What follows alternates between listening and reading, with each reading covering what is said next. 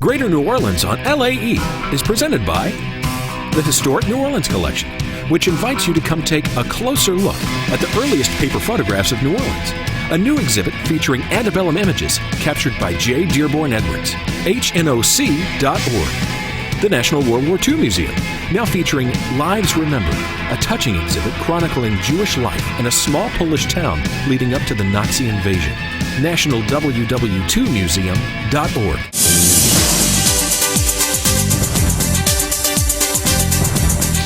Hello everyone, I'm Tom Bagwell and welcome to another edition of Greater New Orleans on LAE, television worth watching. It's a special edition of our program tonight.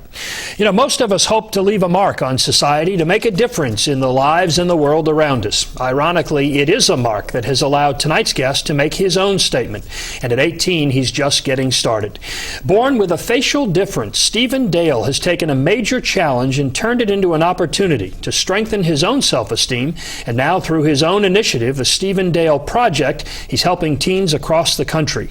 His goal is lofty, a dream shared by young performers everywhere. But if his track record is any indication, buy your tickets now. Stephen Dale is well on his way to Broadway, and when he gets there, he will bring with him the conquered fears and aspirations of every teenager.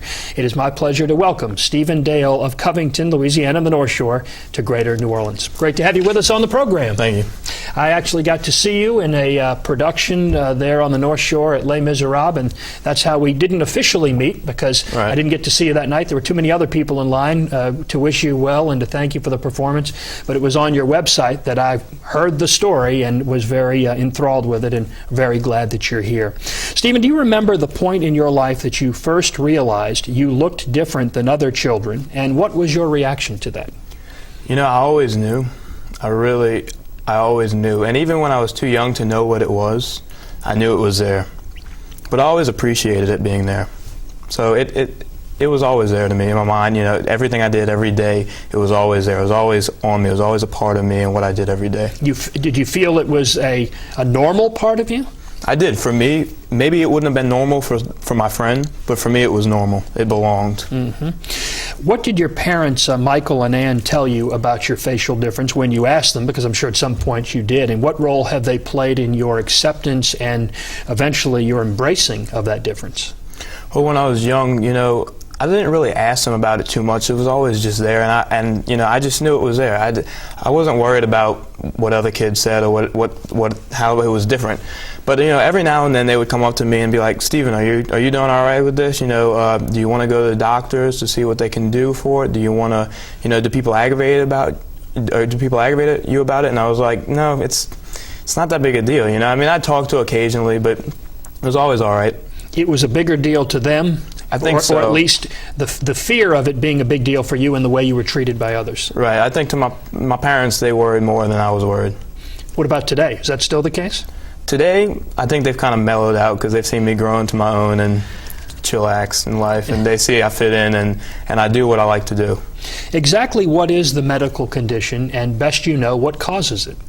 Vascular malformation. It's somebody once described to me, and I think this is a great way, is that the blood vessels on this side of my face are like really thin, like just thin spaghetti string. Mm-hmm. And then angel hair. Right, angel hair. And on this side they're like linguine, like really thick, and they dilate twice as much as these do. These dilate, contract, and this side it dilates, contracts, so they're more visible.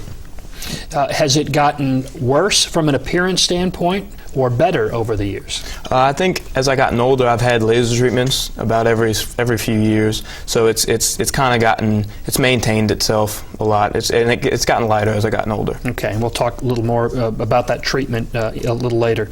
Were there days, or are there still days, that you wonder and ask yourself, what would my life be, better or worse, without this mark? No.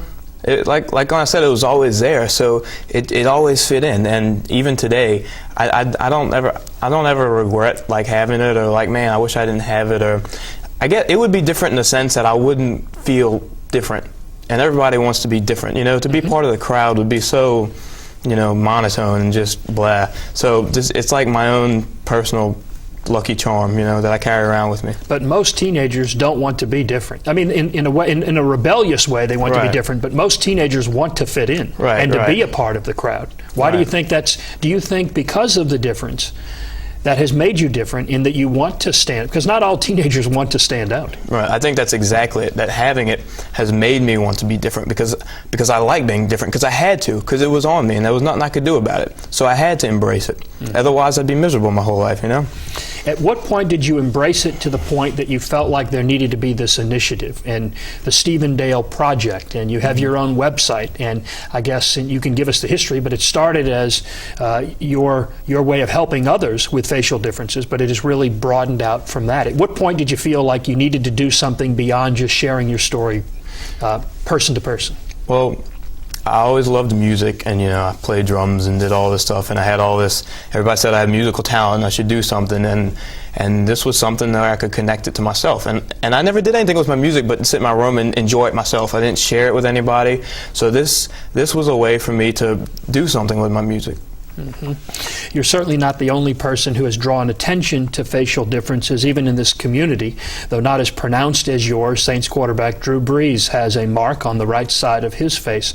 You've had a chance to meet him. What did he tell you, and what did you tell him when you got together? Well, he was really embracing and very encouraging, and I think he appreciated me because I didn't want to talk about football. I wanted to talk about something that he had growing up as a kid, because everybody that probably talks to him could relate to him about football, but I talked to him about his experience growing up with his birthmark and how it made him different and how it affected him, you know, when he probably played on the playground, you know, playing baseball with his friends, you know. And he told me that I think he related to me because of it, and I think he appreciated that we had that connection. Well, and he's certainly someone who has overcome and certainly stands out today as one of the best quarterbacks in the NFL. Yeah. We should point out, by the way, speaking of playground ball, earlier we saw a picture of you with a baseball bat, and I asked you if you could hit, and you said, not that you can remember. Baseball really wasn't your thing, although you gave it a try. Right. But sports has been a part of your life, right? My father coached wrestling at Rummel High School, so growing up I was kind of directed to wrestle, so naturally wanting to take after Dad and make Dad proud, you know. Me, him, and my brother, we'd wrestle around, so I go through middle school and I wrestled, and the wrestling kind of helped me become independent and you know, gave me self-confidence along with the birthmark. We should point out that your mother is a jewelry designer, and one of the pieces, Dale, and one of the pieces she's designed is a self-esteem pendant. In fact, you're wearing it right now. Tell us, I'm not sure we can get close enough, but well, we're going to show people. There it is right there. They're looking at it now. Your idea or hers, and how is it helping the Stephen Dale Project? Well, she connected with my Stephen Dale Project with her jewelry design. She said we should do a jewelry piece for it as a way we could sell it on the website and make money and donate it to places like the Vascular Birthmark Foundation to help kids. And I came up with the design. I want to make that clear that I had the idea of the hand over the face showing me to look inside.